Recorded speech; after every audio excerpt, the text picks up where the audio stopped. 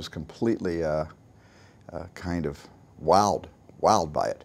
And it was a crazy, conceptually, nutty idea, but an idea that was not too far away from a future reality. And having made Minority Report and having spent so much time trying to imagine what the future could be for all of us in that circumstance, I suddenly saw a future that, that Ernest Cline, the writer of the book, and Zach Penn, the screenwriter, envisioned. And it wasn't that far away from what I think is going to happen someday.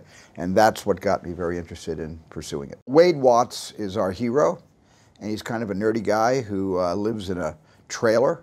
And in the future, the trailers are stacked one on top of the other. They're called the stacks. And a lot of people that can't afford housing live in these trailers where they're stacked one on top of the other, 60, 70 feet into the air. And there's little outdoor elevators and kind of like New York type style fire escapes to get up and down. And he lives with his aunt, and he's kind of alone in this world. And he uses the oasis, this amazing world, to escape from, what he suffers in the real world. It's not only a contest, and it's not only a game, it's a race. It's a great race. And it's a chase, because there's bad guys. The bad guys are a huge corporation, the second biggest company in the world, just behind Gregarious Games, Halliday's company. And the second biggest company in the world, run by Nolan Sorrento, played by Ben Mendelsohn, is a company called Innovative Online Industries. And they are trying to win the all three keys to get the egg. They want to win it for themselves to become the #1 company in the world. And they will do anything to win this contest. And I mean anything. James Halliday kind of was in a bit of arrested development where the 1980s was concerned. He loved the music, he loved the video games, the coin-operated games that were being manufactured, designed in those days. He just loved how people dressed. He loved the kind of movies that were showing in the 1980s, and he kind of, and because Wade Watts, our hero, is so enamored of Halliday, he wants to become so much like Halliday. He also is steeped in the 1980s. So it's a real throwback to an era that I was very involved in making movies. So Win and Philip, you guys did a fantastic job in Ready Player One. And what do you guys like about your avatars? 我觉得我的是最好看的，比他好看多了。然后我也有我这个也是个很好，是个 ninja， 所以我也很壮。Did you understand anything he just said? Yes, I do. 你好，我爱你。Oh, thank you. I'm yeah, so 我爱 honored. 你 Then you have to look into my eyes when you yes, say please. that. You were 我爱 looking into 你 the camera. Sorry. I feel so ignored. Who do you love? No. Tell me, who do you love? Who do you love? I love Pick my up your fans. mind. Which one? 哪一个？chocolate? Yes. Hi. We're just gonna speak all the Asian languages right now. Yeah. Oh yeah, sorry. Oh yeah.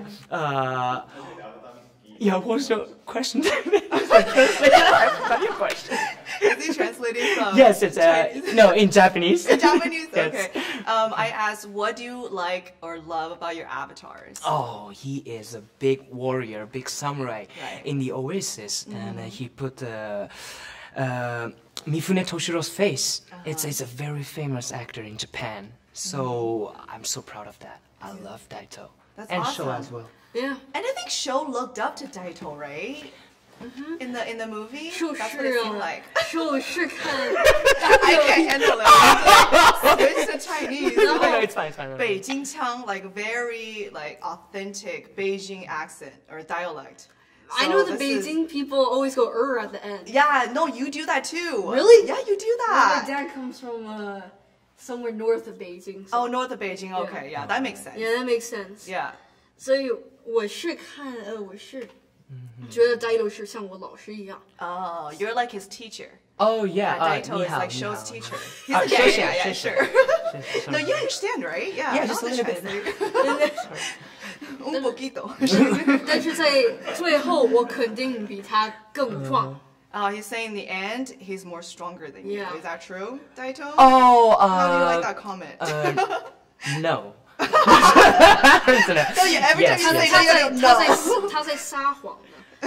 You're lying. Oh. You are lying. Oh, I love this. I love instigating right now. I'm an instigator. I'm so confused right now.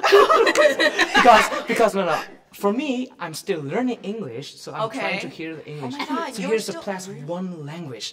I From know. here, like, oh. But your English is fantastic. Thank you. Yeah, No, you he have an taught me a accent. lot. He taught me a lot. Oh, I 我 can 是 tell. 他的老师，我是最好的老师。 So in the movie, Daito is Shou's teacher, but in real life, Philip is Wen's teacher. Yes. Yes, When it comes to exactly. English That's the language, truth. That's the right? truth. That's the So truth. it's actually really refreshing to see a lot of Asian representation from you guys in the film.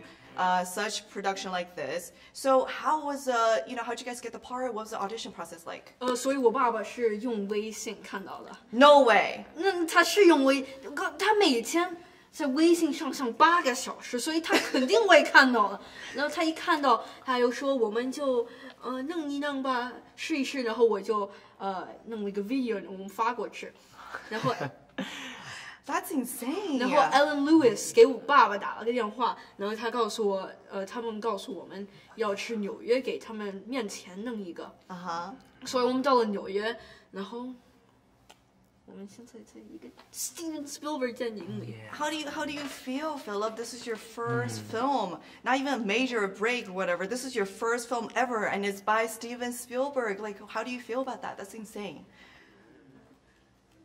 我也不知道。 A little shy right now. 也是我 Right. 一听到我就是特别高兴，然后也是 Steven Spielberg，所以他是像好莱坞那个一个特别好的 director。 Right. 所以就是 It's pretty insane, right? 让我It's It's okay. overwhelming. Let's just put it Very that way. overwhelming. Yeah. And when you're such a huge star in Japan, why do you think Steven picked you? Maybe 因为他很好看。 no. You're very handsome. Oh. That's what he said. You thought he said something mean, right? Because I think my English pronunciation is so good. Yeah. Yeah. It's fantastic. No, That's why- seriously, that's 肯 why- flawless. 定不是，肯定不是，就是因为他是好看的，他的英语太差了。 No, he was complimenting you. No. So Lena, you're the first Black woman to win the Emmy for writing in a comedy series. How does that feel? I'm pretty sure you get this a lot. No, I mean, it feels, quite interesting. One, Right. the fact that it took that long for a Black woman to win in that category, but I also feel honored, to be a vessel and to be someone to break that glass ceiling so that others can sort of come through, come up behind me, and that's my mission. I mean, it's cool to be the first. I just don't want to be the last. Right. So actually, Thanksgiving from Master of None was the episode that won the Emmy, and it's based on your personal experience. Absolutely. And what does it feel to tell your story to the world? It felt, pretty chill. I didn't think that the episode would garner that much attention. And I'm Right. not trying to downplay it. I thought when I saw it, I thought it was really great. I thought it was really funny. I got to see an early cut of Melina's of the episode. And I remember thinking, cool, we got a Black episode of Master of Right. None, second season, fantastic. And then it really did take on a life of its own. And I think it's a reminder that we don't have control over how people receive our art. And so people really picked it up and ran with it, and it became a bit of a beacon of light for the queer community. So I'm really proud of that, and I'm really happy that we were honored in the way we were. That's awesome. And you said in previous interviews saying that you originally wanted to be a writer. Oh, yeah. How did you take the leap to become an actress? Well, I didn't really take the leap. I was born television writer. I'll die television writer. I think Yeah. those opportunities sort of came about Right. because of God's plan. But Right.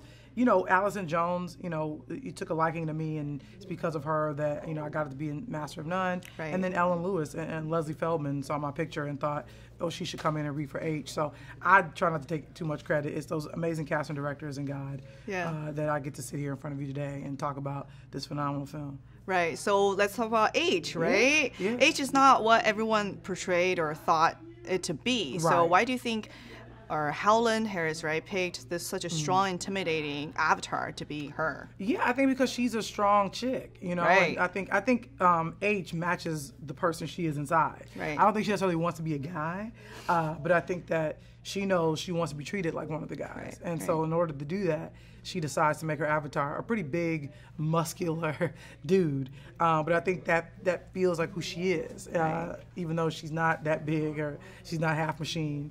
but you know, in her heart of hearts, that's how she feels. So I think it makes sense. I think the exterior of the avatar matches her interior, so it all works. Very strong person on the inside. Yeah, absolutely. So towards the end, right, and so H sacrificed herself or himself for her friends. Right. And it was truly touching. But what went on in her head or his head at the moment? I mean, like, it's everything you worked for years, and you're about to sacrifice everything for someone that you barely even knew or in real life. Well, I think they do feel like they know each other. You know, even though they don't get a chance to spend a ton of time with each other in the real world, they really, you know, developed a real serious bond. And also, what I love about the high five as a whole is that they're a team. You know, and that's what it means to be a part of a team. Sometimes you got to take one for the team, and that's what I think that, you know, H does so beautifully and in a really cool way. She kind of goes out in a blaze of fire, literally and figuratively. Right. So what do you think H's motive is for hunting for the Easter egg? Well, look, I think H is a person that likes bragging rights. Yeah. And just likes to win and be good at everything. Yeah. I think for Parzival, it's a little bit more of an emotional want. Right. And Artemis is super competitive, and Daito and Sho sort of like to have competitive spirits as well. Right. But I think for, you know, H, you know, he really is. You know, he's someone that kind of likes to have trophies on a shelf and, you know, hang gold medals on his wall. Yeah. So I think that's what it's about. But I think it's the reason why H and Parzival really bond. Awesome. Thank you so much. Thank you. Hello, I'm James Halliday. Before I died, I created an Easter egg. The first person to find the egg hidden inside the oasis will inherit $500 billion and total control of the oasis itself.